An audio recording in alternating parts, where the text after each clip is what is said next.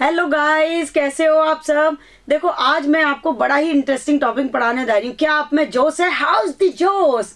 मुझ में बहुत जोश है। क्या आप में जोश है? ऑफ कोर्स है। चलो तो देखो, अभी तक आप सॉल्यूशन पढ़ते हो और सॉल्यूशन में क्या करते हो आप? सॉल्यूशन में थ्योरेटिकली पढ़ते हो कि होमोजीनियस सॉल्यूशन क्या होता है और हेट्रोजीनियस सॉल्यूशन क्या होता है। लेकिन आज मैं आपको सिखाऊंगी कि होमोजीनियस सॉल्यूशन बनाते कैसे हैं और हेट्रोजीनियस सॉल्यूशन कैसे बनाते हैं और दोनों में क्या अंतर है। और बहुत ही इंपॉर्टेंट है ये टॉपिक, क्योंकि आप इसे 11th में भी पढ़ते हो और 12th में भी पढ़ते हो। तो आज हम आपको सिखाएंगे what is the difference between homogeneous and then heterogeneous solution. Let's start. तो चलो स्टार्ट करते हैं। देखो गाइस, अब आपको सबसे पहले मैं ये बताऊंगी, आज का हमारा टॉपिक है ये तो हम आपको बता ही चुके हैं कि होमोजीनियस और हेट्रोजीनियस सॉल्यूशन में क्या डिफरेंस है। हम इसे थ्योरेटिकली पढ़ते हैं, लेकिन आज बड़ा ही इंटरेस्ट के साथ हम इसे बना के पढ़ेंगे, सॉल्यूशन बनाएंगे भी और समझेंगे भी। लेकिन उससे पहले आपको क्या चाहिए? देखो, जैसे मैंने इस बाउल के अंदर मैंने लिया शुगर, ठीक है ना। हम शुगर सॉल्यूशन बनाएंगे, ठीक है। तो ये हो गया हमारा शुगर और ये हो गई हमारी सॉइल, ठीक है ना। क्योंकि हमें दो सॉल्यूशन बनाने हैं, एक होमोजीनियस सॉल्यूशन और एक हेट्रोजीनियस सॉल्यूशन। तो ये हो गया आपका ग्लास, ठीक है, जिसमें वाटर है आपका। ये हो गया बाउल जिसमें आपकी सॉइल है, ठीक है। और ये हो गया दूसरा बाउल जिसमें आपकी शुगर है। और ये भी हो गया आपका ग्लास जिसमें आपका वाटर है। और वाटर का मॉलिक्यूलर फॉर्मूला क्या होता है? H2O होता है। ये आप अच्छे से जानते हैं, हम इसे पढ़ते भी हैं, ठीक है ना। और वाटर क्या है? एक पोलर सॉल्वेंट भी है वाटर। बहुत ही इंपॉर्टेंट टॉपिक है, water is the polar solvent. तो देखो, मैं अब आपको सॉल्यूशन बनाना सिखाती हूँ। अब इसको आप क्या बोलते हो? जैसे कि ये शुगर है, इसको हम बोलते हैं सॉल्यूट।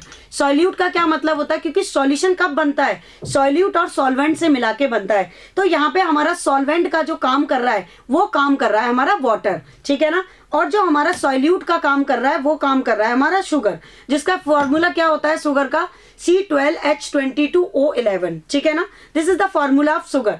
अब मान लीजिए सपोज दैट आपने इसको शुगर को इसके अंदर डाल दिया, ठीक है। तो देखो, शुगर डिजोल्व हो रही है, हम इसको डिजोल्व कर रहे हैं, ठीक है ना। तो ये देखो कंप्लीटली ट्रांसपेरेंट सॉल्यूशन बनेगा। आफ्टर सम टाइम शुगर पूरा अच्छे से डिजोल्व हो जाएगा, ठीक है ना।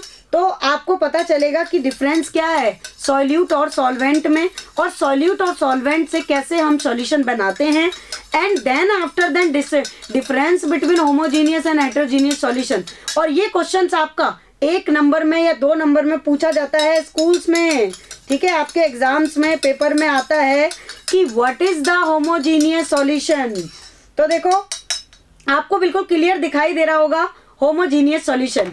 This is the homogeneous solution. Transparent layer है, ठीक है ना। इस तरफ से बिल्कुल ट्रांसपेरेंट ही दिख रही है आपको। देखो सॉल्यूशन के अंदर यहाँ पे शुगर क्या दिखाई दे रहा है? अब आपको नहीं दिखाई दे रहा, सिर्फ ट्रांसपेरेंट सॉल्यूशन दिखाई दे रहा है। देखिए बिल्कुल बिल्कुल क्लियर ट्रांसपेरेंट सॉल्यूशन है।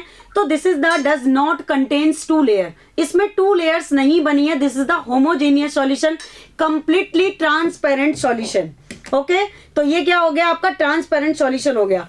अब मान लीजिए हम क्या लेते हैं? सॉइल लेते हैं, soil and then chalk powder sometime.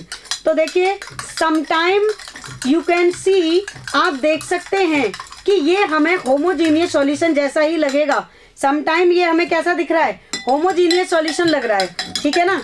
लेकिन अभी आप देखोगे मैजिक, जादू, आफ्टर सम टाइम सेटल, ठीक है, एंड देन कंटेन्स 2 लेयर। तो यहाँ पे आपको आफ्टर समटाइम्स 2 लेयर्स दिखाई देंगी। देखो देखो, यहाँ पे देखिए ये सेटल होता जा रहा है और सेटल होने के बाद आपको वाटर ऊपर दिख रहा है और जो सॉइल थी वो नीचे सेटल हो रही है, नीचे बैठती जा रही है, ठीक है ना। तो आपको यहाँ पे 2 लेयर्स दिखाई दे रही हैं। देखो जैसे आपको अब दिख रहा है, ये देखिए नीचे क्लियर दिख रहा है बेटा आपको। यहाँ पे आप फोकस करेंगे तो देखो ये नीचे सॉइल आपकी क्या हो गई? सेटल हो गई, बैठ गई नीचे, ठीक है ना। लेकिन जब हम इसे डिसॉल्व कर रहे थे, तब ये हमारा कैसा लग रहा था? होमोजीनियस सॉल्यूशन लग रहा था। लेकिन अब क्या हुआ?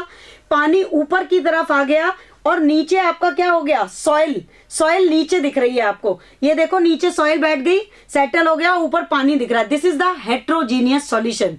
तो आपको बिल्कुल क्लियर दिखाई दे रहा है, ये आपका हेट्रोजीनियस सॉल्यूशन है। देखो वाटर ऊपर आ गया इसमें, ठीक है ना, और सॉइल नीचे सेटल हो गई है बिल्कुल, ठीक है। तो ये कैसा सॉल्यूशन हो गया तुम्हारा, हेट्रोजीनियस सॉल्यूशन।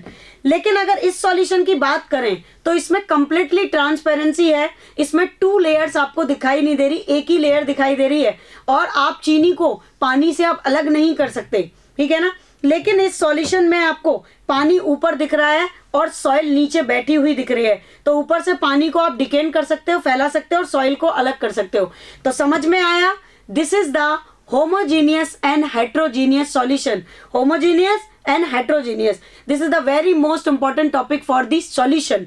आज आपने सॉल्यूशन पढ़ा ही नहीं, बनाना भी सीखा कि सॉल्यूशन को कैसे हम लैब में बना सकते हैं या इसका यूटिलाइजेशन कैसे कर सकते हैं। हमारी ऐसी अमेजिंग वीडियो को लाइक सब्सक्राइब करना मत भूलना।